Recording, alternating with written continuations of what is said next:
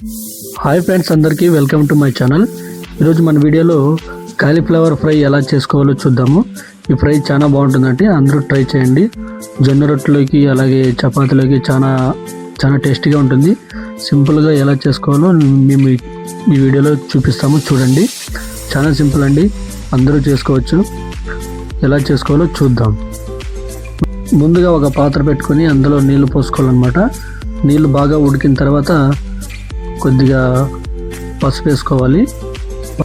పసుపుతో పాటు అలాగే కొద్దిగా ఉప్పు కూడా వేసుకోవాలండి. ఉప్పు వేసుకొని మనం బాగా మరుగుతున్న నీటిలో మనం ముందుగా కాలీఫ్లవర్ కట్ చేసి పెట్టుకున్న పీసెస్ అన్నీ దాంట్లో వేసుకోవాలి.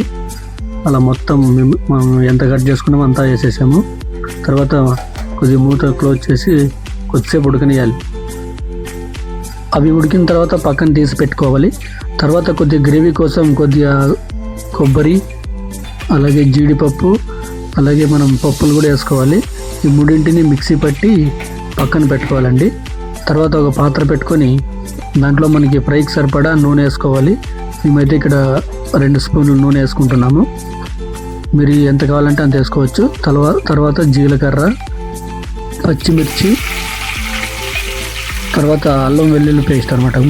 ముందుగానే మనం రోకల్లో దంచి పెట్టుకున్నాం అనమాట. అల్లం వెల్లుల్లి పేస్ట్ వేసి దాన్ని బాగా ఫ్రై చేయనేయాలి. కొద్దిపాటి ఎల్లో కలర్ వచ్చే విధంగా వేసుకోవాలి. ఇక్కడైతే మేము ఆనియన్స్ కూడా వేసాము. ఈ వీడియోలో ఆ క్లిప్ కట్ అయిందనమాట.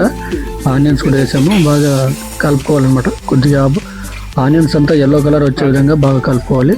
తర్వాత 2 టమాటాలు కట్ చేసిన టమాటాలు కూడా వేసుకోవాలి. వేసుకొని బాగా మిక్స్ చేయాలన్నమాట. అంతా పూర్తిగా అన్నీ మిక్స్ అయ్యే విధంగా బాగా కలుపుకోవాలి. అట్లా 2 మినిట్స్ పాటు బాగా కలుపుకోవాలి. కలుపుకున్న తర్వాత మూత పెట్టి క్లోజ్ చేయాలి. ఒక 2 మినిట్స్ తర్వాత మళ్ళీ తీసి ఇంకోసారి కలుపుకోవాలి. అలా బాగా మొత్తం అన్నీ కలిసే విధంగా బాగా కలుపుకోవాలి. అన్నీ మొత్తం కలిసిన తర్వాత కొద్దిగా పసుపు వేసుకోవాలి. పసుపు, కొద్దిగా గరం మసాలాతో పాటు మనకు రుచికి తగినంత ఉప్పు వేసుకోవాలి. ఉప్పు ఆల్రెడీ మనం ఉడికించేటప్పుడు వేసాం కాబట్టి కొద్దిగా వేసుకోవాలి. తర్వాత కారం పొడి వేసుకోవాలి. అలా అన్నీ వేసుకొని బాగా మిక్స్ చేయాలి. అంత బాగా మిక్స్ చేసిన తర్వాత మనం లాస్ట్గా మనం ముందుగానే రెడీ చేసి పెట్టుకున్న పేస్ట్ వేయాలన్నమాట. ఆ పేస్ట్ వేసి బాగా అంతా మిక్స్ చేసేయాలి. టోటల్ అంతా కలిసే విధంగా బాగా మిక్స్ చేస్తే చివరిగా మిగిలిన దాన్ని కూడా కొంచెం వాటర్ వేసుకొని అంతా మిక్స్ ఆ పార్ట్ అంతా దాంట్లో కలిపేయాలన్నమాట. బాగా మిక్స్ చేసుకోవాలి. సిమ్లో పెట్టుకొని బాగా మిక్స్ చేసిన తర్వాత ఒక 2 నిమిషాల పాటు ఉడకనివ్వాలి.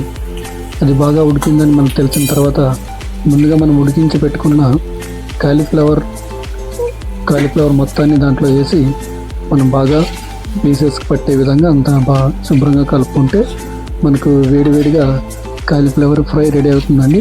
ఇది అన్నంలోకి మరియు రొట్టెలోకి చపాతీలోకి ఇది సూపర్గా ఉంటుంది. ఇక్కడైతే ఆల్మోస్ట్ అయిపోయిందండి. దీన్ని ఫ్రెండ్స్ చూశారు కదా, వేడివేడిగా కాలీఫ్లవర్ ఫ్రై ఎలా చేసుకోవాలో. ఈ వీడియో మీకు నచ్చినట్లయితే లైక్ చేయండి, కమెంట్ చేయండి మరియు సబ్స్క్రైబ్ చేయండి. మరిన్ని వీడియోస్ కోసం ఆల్ నోటిఫికేషన్ ఆన్లో పెట్టుకోండి. మరి ఎలాంటి వీడియోస్ కావాలో కింద కమెంట్ చేయండి. మేము ఆ రెసిపీ అందించడానికి రెడీగా ఉంటాము. Thank you for watching. Bye friends.